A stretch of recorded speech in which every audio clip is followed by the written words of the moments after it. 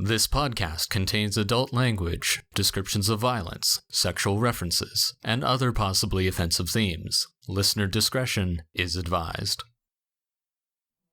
Previously on Back to the Story. There are many souls, memories held within the dread crypt. Who do you refer to? One called Tasha. The blood spurts, freezing upon the cold bridge as it lands, splattering at the man's feet. As Felix, you drop to your knees and everything goes black. And inside are numerous crystals. This is the remembrance of Tasha.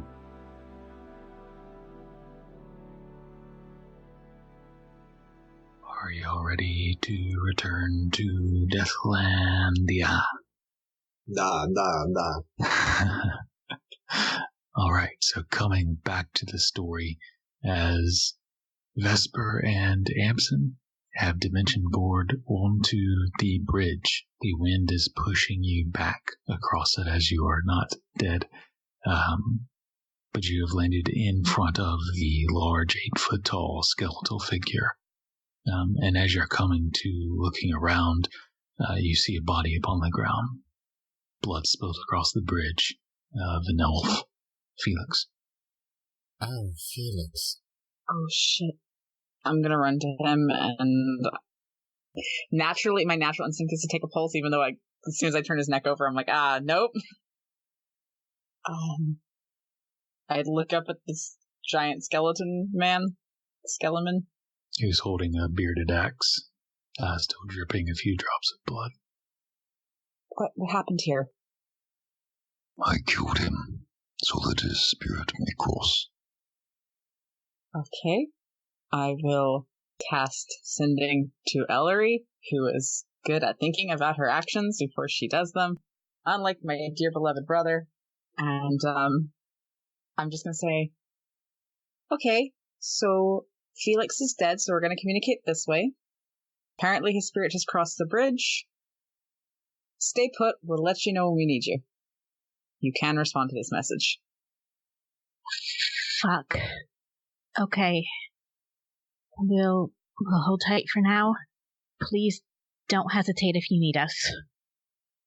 And then I turn to Ball and I grab his hand. So we're just gonna wait. I heard from Vesper.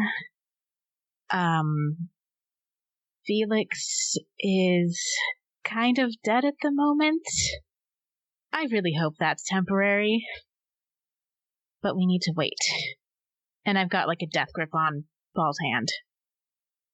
Then we should prepare for what we need to do as soon as they need us. Yeah. Then maybe that's when you see, Ball starts making sure all his straps are tightened and all that kind of stuff. Which Ellery is going to make very difficult because she's still hanging onto his hand. I guess back on the bridge, Amsen's going to look at the tall, dark and mysterious skeletal person. Be like, okay, so when he comes back, will his spirit come back, and can you just, go back into his body, or is that something we have to figure out? There's always a price to be paid. I can fix this, Amsen. I can bring him back. We just need to keep the body safe. Yeah, alright.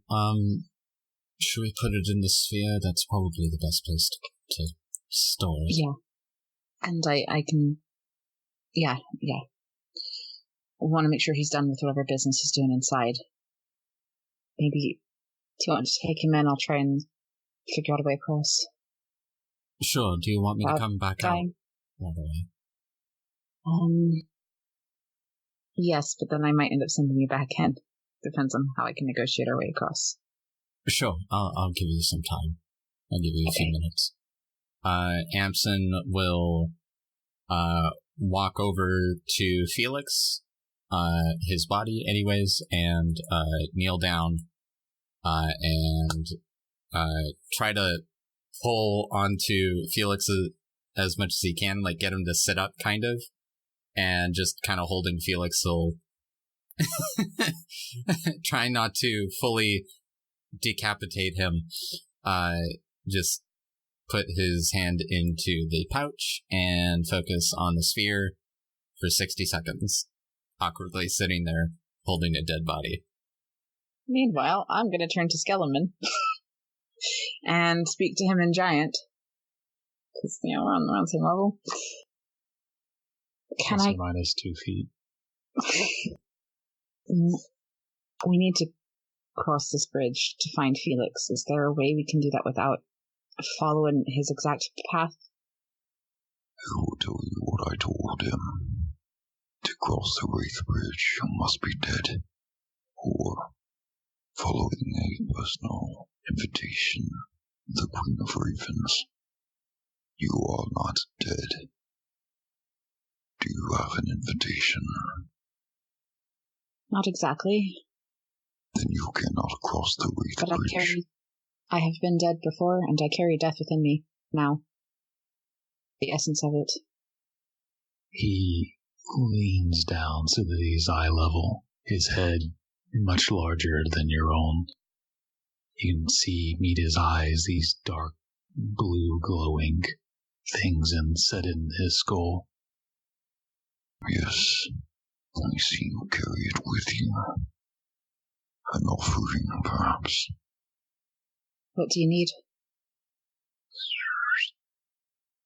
He leans back up and whistles as a raven, a single one, flies and perches upon his shoulders. If you offer a gift to the Queen of Ravens, she may judge you worthy or not.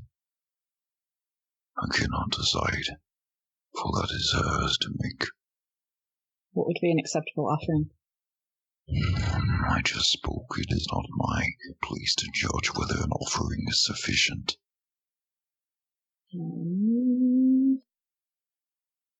No, son of a gun. Okay. Can I make a religion check and see if I know kind of what would... I don't know how to give the ethos is the problem. Can I try and focus? I don't know. You can try to focus it in the same way you do when you use it, but I will go ahead and tell you there's no check that's going to tell you anything. This is a new thing that hasn't existed for a very long time. I will try and hold out a hand and summon that energy. I'll take actually a dagger and press it into my palm and draw blood and try and use that to summon the energy through. Okay. The blood dripping upon the bridge from your palm as the focus of the death ethos moves towards it. You can feel your hand drawing cold, the flesh withering somewhat, almost becoming translucent in places. The raven lands upon this palm. How much do you offer? I've got 3 points. I'm gonna give 2. Because I don't know if I'm gonna be able to... I don't know how to gather it yet, so I don't want to give all of it up. But that's half of what I can store in me, so... The raven tilts its head to the side, its black feathers that shimmer blue, as its eyes begin to glow a pale blue as the energy is transferred from your palm and into it. Cool. Send her offering and return with her answer. As the raven into the shadows. We will wait. And as Vesper is waiting on the Wraith Bridge, Felix is back in the mausoleum. The crystals being put together by the Grave Raven, Breakspear. As he begins to put all these pieces together, he pulls out a scepter, a simple rolling rod of iron, but he pulls it out. You could see where a raven feather has been tied to it. It has been some time since I've orchestrated a communion with such a creature. Forgive me if I am a bit rusty. It will take precautions. I'm sorry, they sent you then? There wasn't anybody who maybe has done this, and you know what, it's fine. We'll take precautions. And how many times have you communicated with the dead god? You know what? I'll stop talking. Now he faces the crystals once more, waves his scepter across it as these ethereal chains envelop it, bind it, hold it in place. And then he drops the last small shard of the crystal into place. It glows, and as the light refracts through the fractures and breaks in this crystal, reunited, a vision forms. A long, slender, feline-like creature, dark, but with wings of light. It has 3 heads stacked, one on top of one another, humanoid faces in this sphinx. As the light forms into this remembrance of this figure, and the Grave Raven kind of stands to the side, head bowed, hand raised and scepter raised, performing this ritual of communion, as the 3-headed sphinx of Tasha faces you. I expected another. And here I am. And yet here you are. You speak for them, then. I suppose. Sometimes they speak out of turn. Then you already know what they are. Yes. Have you discovered which? No. Is there a way to tell? There is. I was attempting to ascertain it. There's at least one crimson among them, though I fell before discovering which one. There are ways to delve into their souls and find the Harbinger bonded to it, though you may risk conjuring them forth. I suppose you know who they face, otherwise. The Crimson Harbingers. Yes. And the one who leads them. She will be formidable, but so are the younger Harbingers. 4 have been reborn, Crimson, so far. 5 if you include your ally. Where do you prepare to face them? That we haven't decided yet.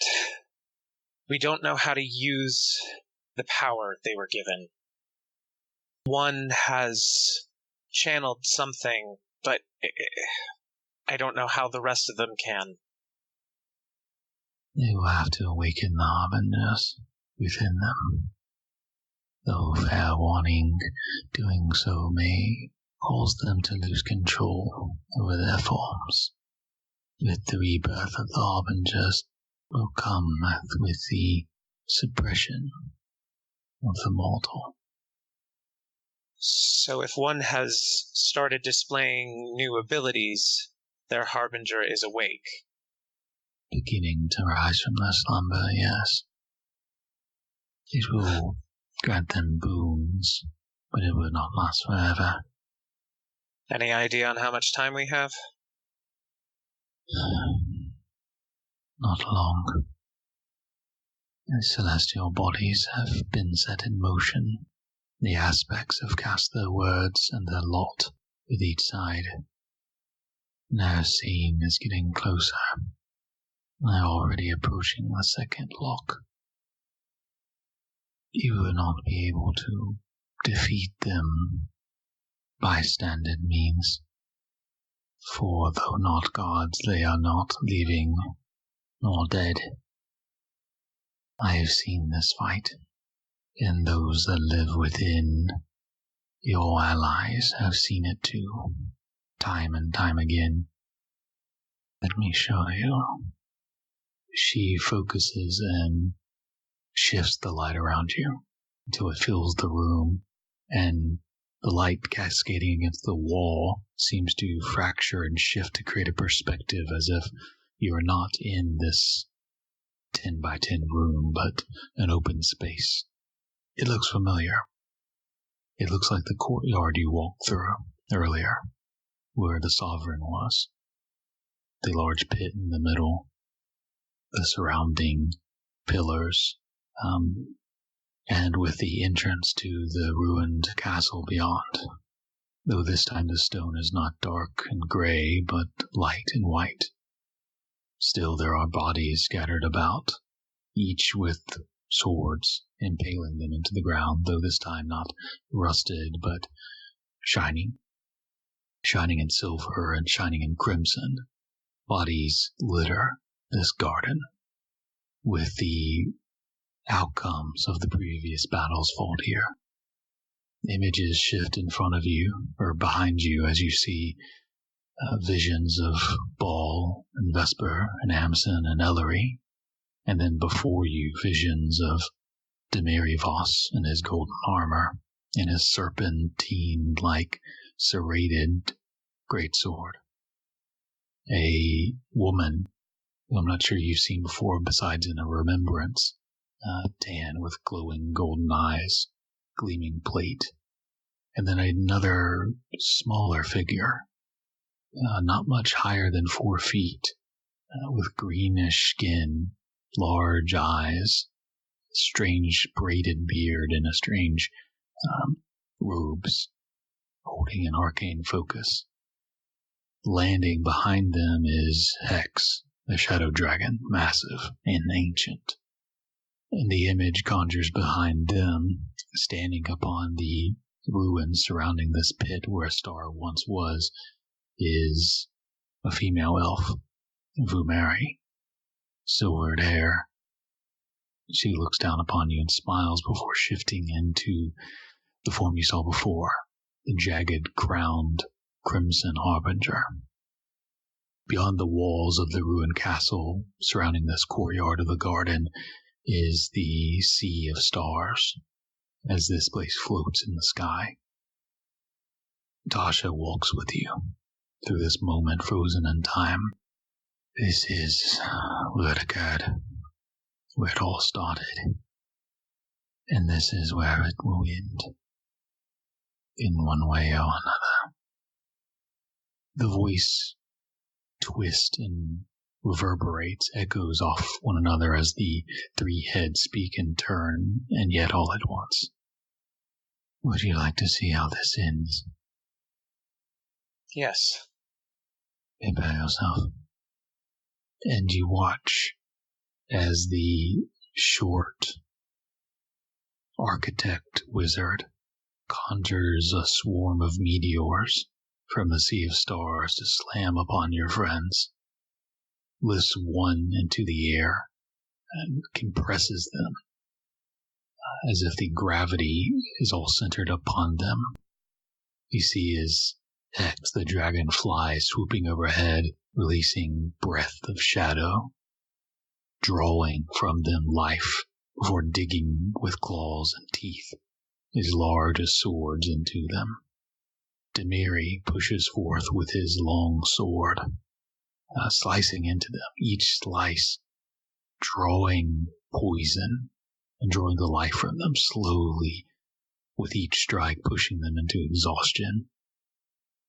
You've seen in your lifetime great swordsmen in festivals and other guards in training, perhaps, who've trained for many centuries and times in Asmazaris, the elven capital, but Demiri swordsmanship is frighteningly elegant and dangerous. He also draws with vampiric power the blood from wounded enemies, healing himself. The female in glowing plate and with glowing eyes, very similar to Ball, smites with power, as if she was a god herself. And then Narasina, above all, slings crimson stars into the crowd, which explode, and uses her saber to do so. The weapons and spells and magic are useless against them. They wound them here and there, scratch them, but cannot deal any harm to these entities. many of which have already ascended into godhood. Ball's hammer is able to break Demiri's plate, but isn't enough before Demiri is able to cut into Ball and bring him down as you watch one by one the bronze scales fall. The vision fades, and you're back in the mausoleum with Tasha. You would need weapons able to harm them. Weapons, some of which are hidden from the gods and from mortals alike. I sense from you that you've already found one. There are others. I can tell you their names. Please. I am curious. I expected another here. Who? A servant of Asidma. Why? He was part of them. He died. This may change my interpretation of the prophecies. But your prophecies don't seem to include me either. A blind spot, perhaps. And maybe you were, before, not yet intertwined. I would wish to consult with the aspects. The throat of deceit, the dagger of sacrifice, but alas, I am only memories now. The weapons you will need. What are they? You have collected Avelmer, Titan's Bane, Hammer of Lattice. There's also the bone of Rainhair, harp bow of Clovis Rainier, son of King Artair, serpent of Cider Lake, last rider on the mount, huntsman of Princess Sophia Keeling. You will need light of righteous oath, for in that garden of death, the darkness will weigh upon you. This light you will need from a solar and a sunmaker, one who does not lie in the sunmaker's realm, but lies outside of it. You will need the star of Ilias and the wings of Diether. There are two others. The thunder voice and the armor of sin. The bow you will find among the horsemen near Cider Lake, the dream of your ancestors. It will need to be strung by an enchanting horse with two horns. There's a dagger of binary stars. Look to it to find the armor of sin. For the voice you will have to find the curse of Ursatha through storm. Give him your sacrifice in exchange for knowledge, as Mary did. The light of righteous oath will be found from the solar Ederic in the imprison of the abyss. The locus of derivation will attempt to blind you, deafen you, but can be found in the vast reaches of the Sea of Stars. There's another. Something I dismissed, but perhaps with you. There's a bane of rotted dreams, a curse from the aberrant nightmares that come from the rotted mind of Northhill, deep below the surface. You will travel through the spinal cord to find its mind. Overcome these rotted dreams to excise a tear from this aberration for your own purpose. All of these things can kill Eternals, both weapon and power alike, both blessings and curses, though reaching them will be difficult. They are also very far apart. You said not long. Do we have weeks, a month, any estimate? No longer than 2 cycles of the moon. Okay. I know you know nothing of the world now, but did your visions of the future see any way we could get access to faster transportation? We have a couple circles, but it won't get us around as fast as we need. There are servants who might be inclined to help you, who watch and try to keep the balance of the snore. Seek Amethystis. If she yet lives, her whispers through time may prove useful to you. I am sorry I cannot do more in my current state. That's fine. I'll look for who you say. Is there anything else? Any hope somewhere? I will say this.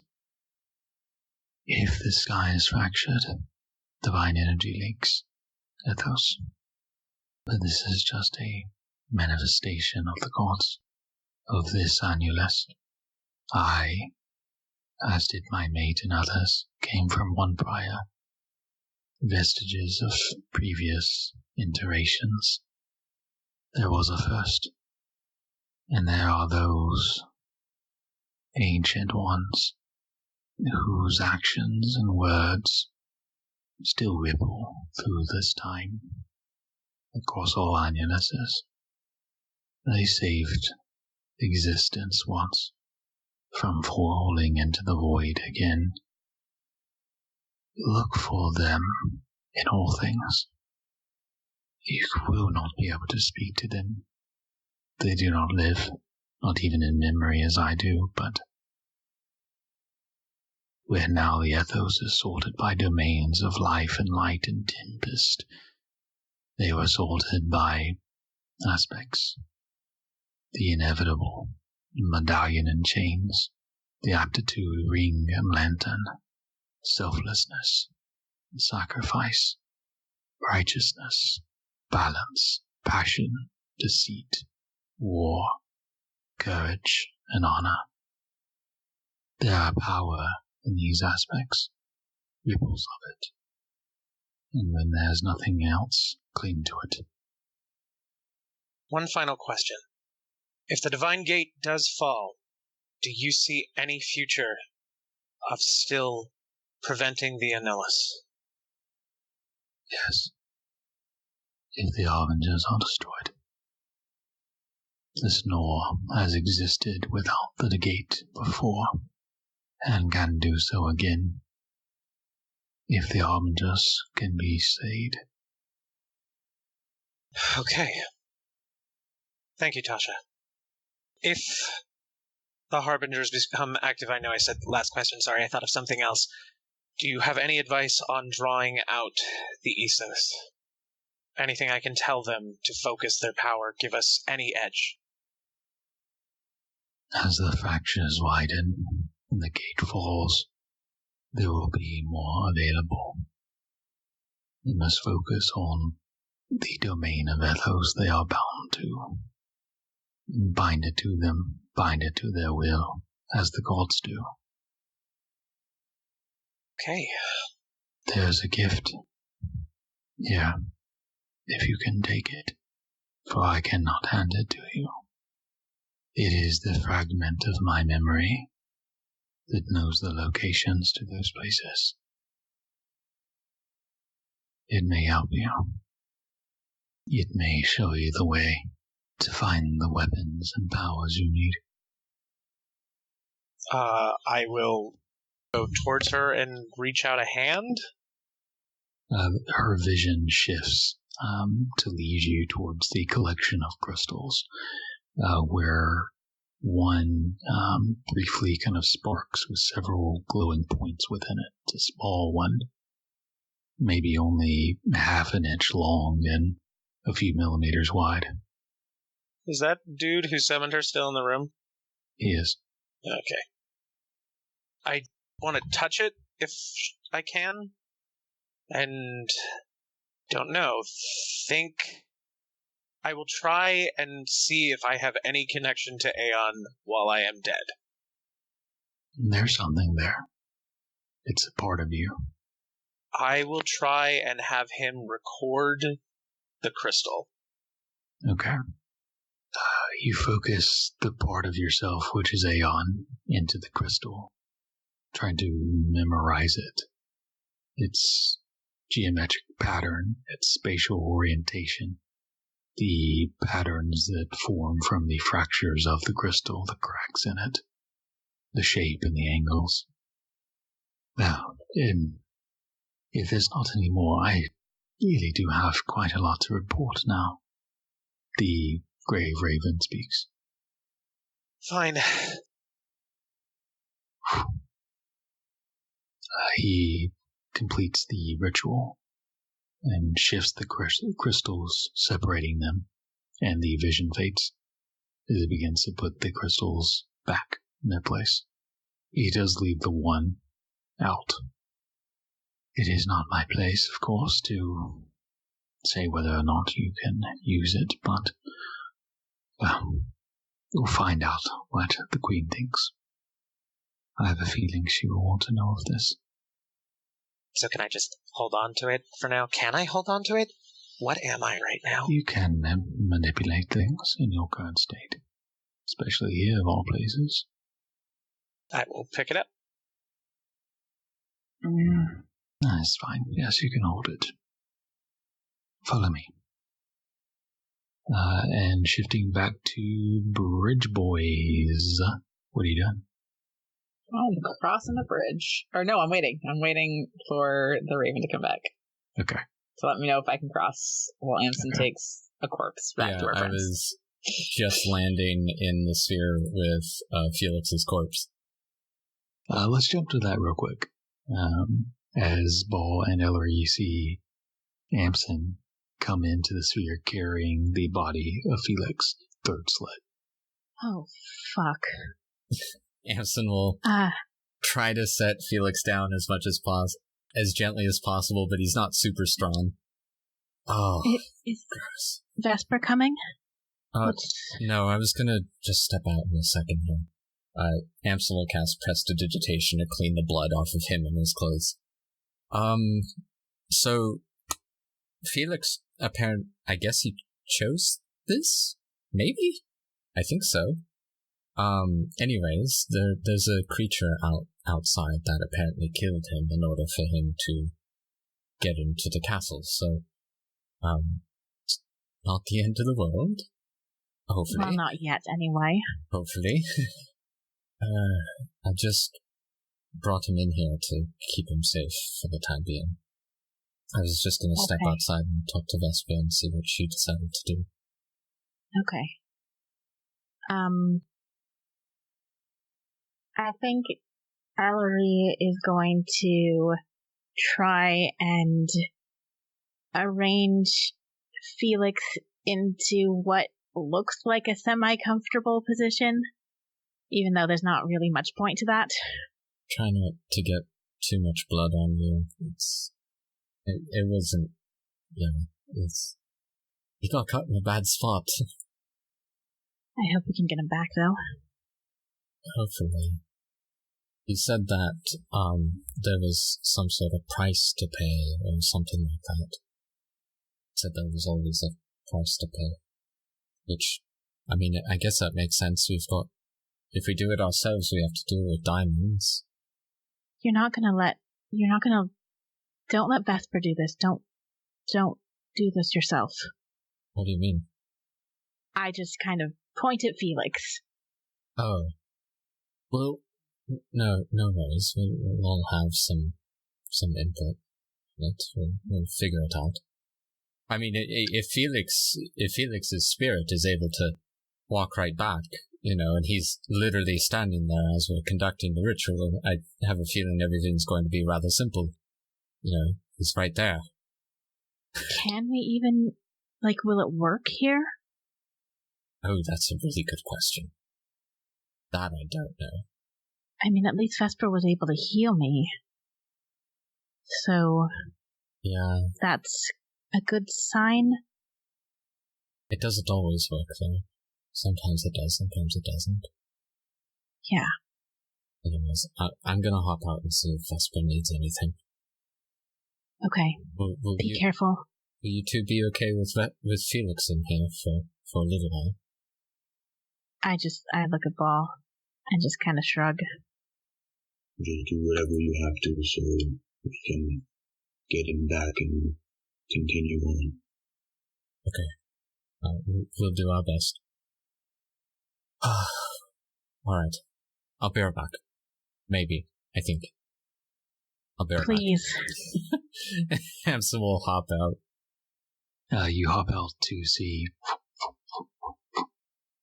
a raven land upon the shoulder of the undead Goliath. It tilts its head and looks, its eyes meeting. Very well. You will cross the bridge. Your invitation has been given. Your offering accepted. All of you. Follow. All of us. Yes, all of you. Now, follow. I follow. I follow with Vesper. Okay. And he leads you across the bridge. He gets to the inn, where you're under the massive, huge raven Isilvax, spreading its wings, the black winds coming from each time it flaps, as the Goliath skeleton turns to meet you, hooded face. Isilthus. Follow the trail up to the ruins. Speak to the sovereign, and we'll guide you the rest of the way. Thank you. Farewell. He turns to take his place once more on the Wraith Bridge. Give Amsen a thumbs up. That was nice of him to wish us good night. Oh, that's very kind. Let's go find Felix's soul so I can give him a piece of my mind. So I presume you guys follow the trail up and into the ruined castle, and into the courtyard of the garden. Bodies strewn about, bodies impaled by swords, and the pulsing dark energy and line of spirits, leading up to a old elf, long white beard, with a dark black saber, long next to the throne of thorns. He stands as the raven perches upon the throne next to him, leading your path. This way. As he waves Amsen and Vesper forward. It seems your offering was well received. Follow me. He turns and begins to lead you into the crypt. Did Felix Our come friend. through here? Who? Elf, kind of a prick. Oh, yes, that one he did. Is he alright? In a way. We'll see him soon enough. Oh, good. You're all guided through the crypts, passing through chambers like mausoleums, gardens of bone, stacks of coffins, altars, shrines, bowls filled with dust of bone and blood, sacrifices laid to rest for remembrances, rusted swords laid at the feet of statues, and eventually come to tall doors. Doors are made of metal, and they're brighter than anything else in this castle. They're silver, seem to almost glow with the light behind them, as the sovereign opens these to enter into a throne room. There's a long chamber that leads up to a throne at the end. Columns on each side, 12 of them, 6 on each side. In the columns are carvings, statues of individuals, people. And as you're guided up through a door to the right, leading into this chamber, is a bearded grave raven, followed by a spectral, semi-translucent spirit version of Felix. You idiot. Oh, hi. They let you in. Yeah, without getting our throats cut. Isn't that a novel idea? Yes, and I already have the information we need. So can we move on? Fabulous. You won't be leaving quite yet, the sovereign speaks. My queen has some questions for you. Please, Come forward. As he guides you all to stand lined up about 15 feet at the base of some stairs that lead up to a small pedestal where a throne is held. Oh boy, should I call the others out now, do you guys think? I'm gonna call Ellery. Yes. God, I am calling Ellery, and I'm gonna say, okay, now's probably a great time to come and help. No combat yet, but I don't think we're supposed to be. Okay. I will grab Ball's hand again. I imagine I probably haven't been holding it the whole time. And say, okay, it's not a fight, but it's time to go. And then I guess we go out. Before we do, I think Ball will just in case, cast a spell on himself. Protection from evil and good. Just before he makes his effort to get out. Lasts for 10 minutes, so I think hopefully I'll be able to use it for something. Also, as we're lining up, I am going to try and take Vesper's pouch off of her side. Just give it to me. Fine. I'll try and hand it to him. I don't know if you can take it. See if you can take it. I grabbed something else. He's able to manipulate it. I'm just going to hold on to that for a little bit. So when Ellery comes out of the sphere and sees Felix, well, you look better out here than you do in there. Oh, I'm in there now? That's good. That's convenient.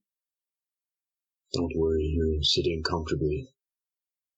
Thanks. I mean, it's a body. I'm pretty sure it's going to hurt like hell when I wake up. Do not be foolish.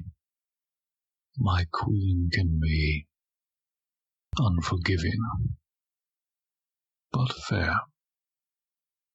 We're going to be talking to the queen Of Ravens, of this yes. place? Correct. Then I think we will all make an effort to be respectful. Yes, actually I do have a few notes on that before our queen arrives. This is the Grey Raven with the bushy salt and pepper beard. I would recommend you kneel and head down until she addresses you. Do not meet her eyes straight on, for that would be death. There will be a intense feeling come upon you as you're faced with your own end steel yourselves against it. Or let it wash over you. Can sometimes be easier that way, but whatever you do, do not run. Understood? Do not lie to my queen, and address her as either my queen of ravens, or as my goddess of death. She will respond to either. Do not interrupt her and answer in full when she asks you a question. But other than that, and he kind of wrings his hands with a little bit of nervous energy, you should be fine. I think so. They flank you, the sovereign to the left, and the grave raven to the right. The grave raven kneels first, and the sovereign then draws his long black saber and places it on the ground before kneeling as well. Both heads bowed. I will follow suit. The little heads bowed. Yup. Or one head bowed, because I only have one. As I do so, I'm going to say, alright everyone, we faced death in the face metaphorically before, now we're doing it literally. Don't worry, we can handle this. And I'm going to cast Beacon of Hope on everybody, just in case this goes bad. Is anyone not kneeling and bowing their head? Okay. You hear.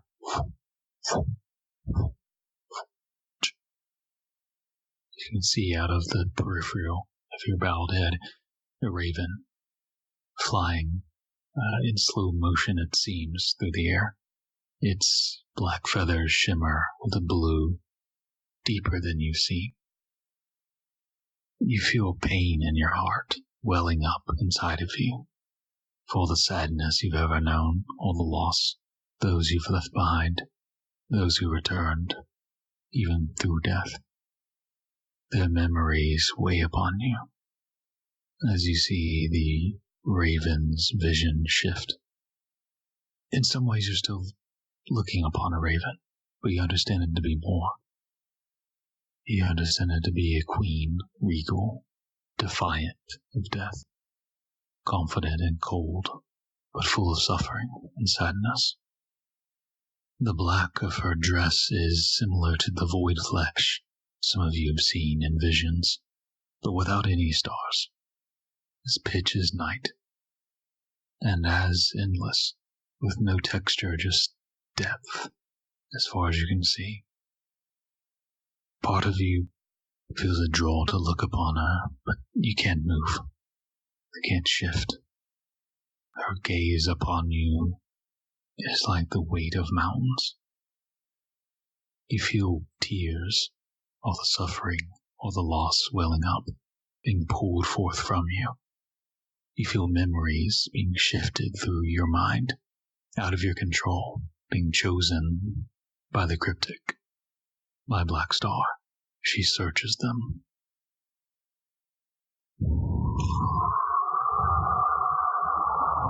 Hold your heads. A voice like the winter wind howling through a mountain pass. Hollow, like the chimes of bones hanging in the air.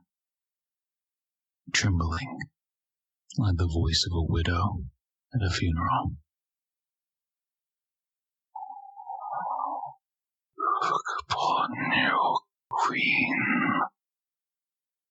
I know who you are, and yet I know not your intentions.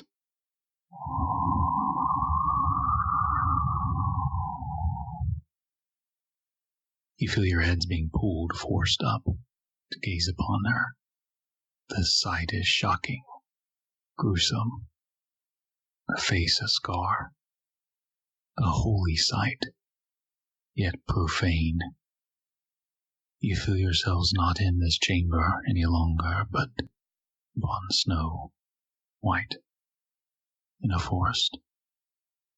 The boughs clear to see a star shine above, silver and bright. What do you seek?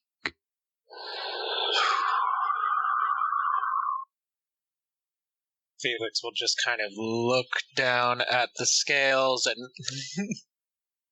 and seek a way to end the cycle that has become endless.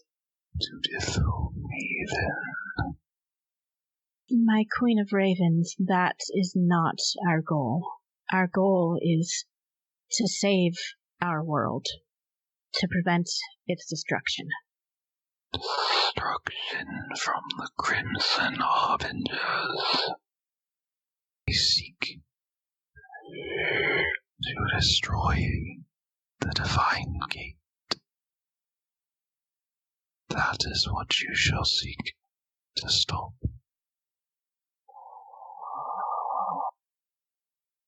we will seek whatever saves the most lives.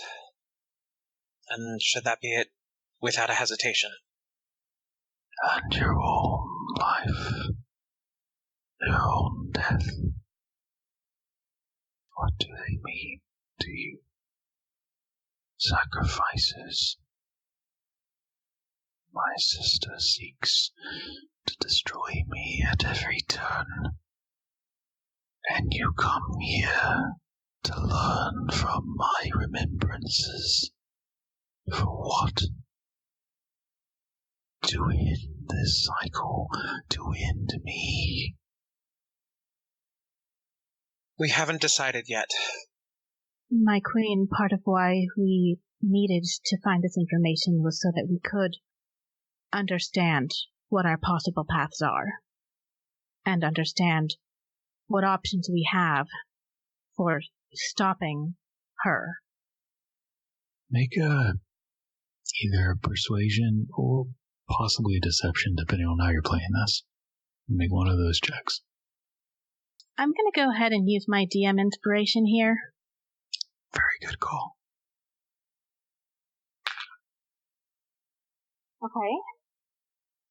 Okay, that's a 22.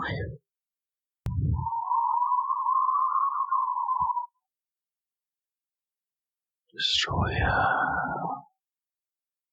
I've met some of you visiting my lands for brief moments. You've seen the contents of your souls. You seek goodness, that is true. And if you seek the destruction of my sister, I will aid you. For I too seek her destruction. My realm was established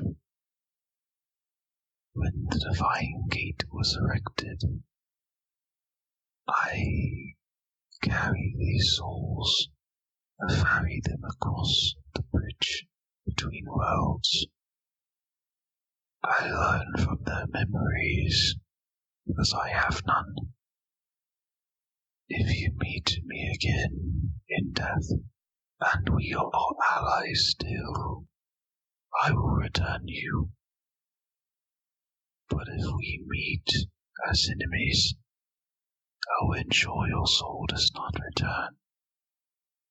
Forgive me, my goddess of death, for being so bold to ask a question. You may speak. You said you saw the souls laid bare of 2 of them. Did you happen to see the shade of that which resides within them? I saw the memories of my comrades so long ago. She looks at the columns of statues in the snow, in this forest, this time carved from the trees, and birthed from these trees are the figures themselves. Druidic people. Mostly elves, but a few humans, and a Goliath. You see the sovereign there as well. I see in those who I've met the memories of my circle. The harbingers who will seek to restore the Divine Gate. Keep its balance. I've met this one, Vesper, as well as Calvin. They are silver. And Ball. I was not able to glean it, nor thus guided his soul before his return. A treacherous creature. I will send a raven to watch you, to learn from you. It will listen if you have messages to send, and it will watch you if I must deliver my own. She looks towards the grave raven, who is formed into a raven. Who flies and lands before you. I will send you from my lands to the land of the living. Do not betray me, as half of my circle did long ago. For now I am Blackstar, and I would rend your souls. Where do you seek to go? My Queen of Ravens, may I ask, before you send us away, about somebody else who I assume has passed through this place? Who do you speak of, child? Have you met the soul of Ezekiel de Barbarac? A druid of Asintma. Her eyes flash with searching. Yes, briefly, the soul passed through these lands. His soul is reborn. Thank you, my queen. Her form shifts to that of the raven again, and as it begins to into the air, you can sense it pulling a wind beneath you. You hear in your mind her voice. And where's your destination, wandering souls? God's Rest? We all on par with God's Rest? For a Satan character? My body. Ah, right.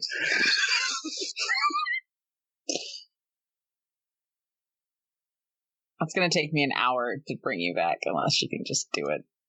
Well, I mean, that was out loud. Felix will say, for me, my body, but, if that's okay. And you have the price. Ellery? 500 this time. It's been too long. I take out the diamond that I have in my vest, which is worth 510 gold. Keep the tip. She, once again wearing her dark dress, the face you can't quite look upon, scarred and filled with memories of suffering. She takes the diamond from you. Lay bare his body. We will have to go retrieve that, my queen. I'm going to take this just a hot sec. You bring the body out. As she holds a hand out for Felix. He will take it, and not probably still gingerly, but he won't do his usual handshake. Okay. The other hand is resting on the body, your chest, and the instant you touch the hand, you feel a sudden cold pain sending up your arm, and you breathe in your body once more. Oh, okay. Thank you, my Queen of Ravens. Now, where do I send my allies? My Queen of Ravens, if you could take us to God's Rest. I think that is where our next steps are. But my Queen, before we go, may I ask you one question? Speak, child.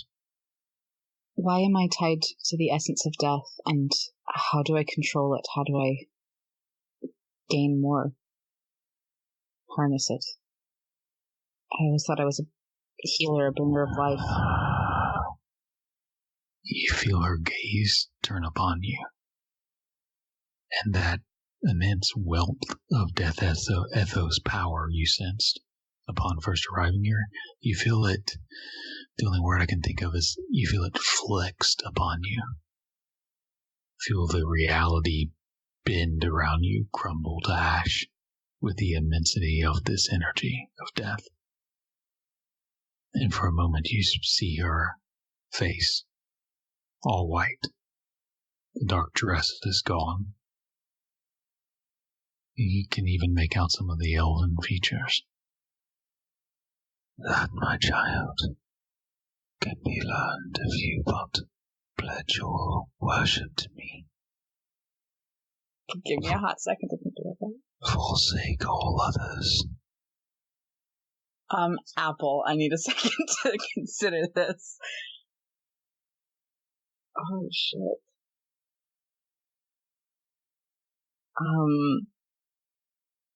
My goddess of death, I don't know how to properly worship you. I've never learned. My whole life has been spent in devotion You need but kneel to lose the symbol of your goddess. And kneel to me. Yeah. Well, I don't want to be rude, but Vesper will just set her hand on the symbol of Ayin. This is my path. These are the teachings I have always followed. I cannot turn away from it now. My apologies, my queen. You have chosen poorly. Perhaps. Okay.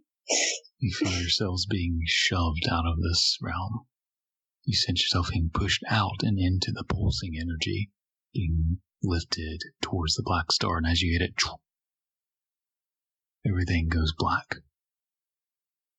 You feel cold on your back and arms as the spinning stops.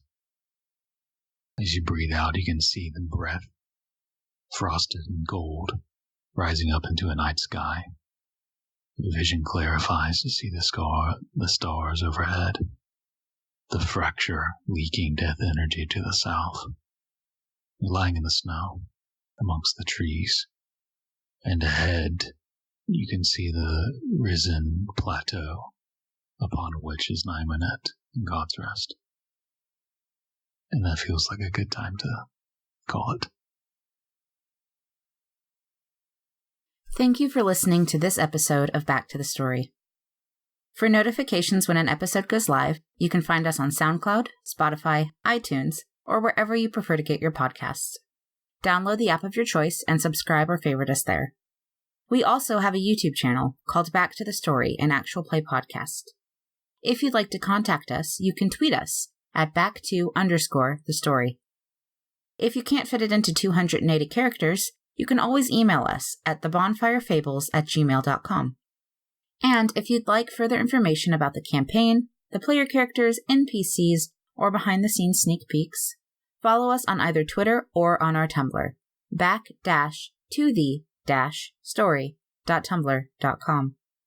Lastly, if you'd like to support the show, feel free to buy us a coffee at ko-fi.com/backtothestory. We'll see you next time in Norithville.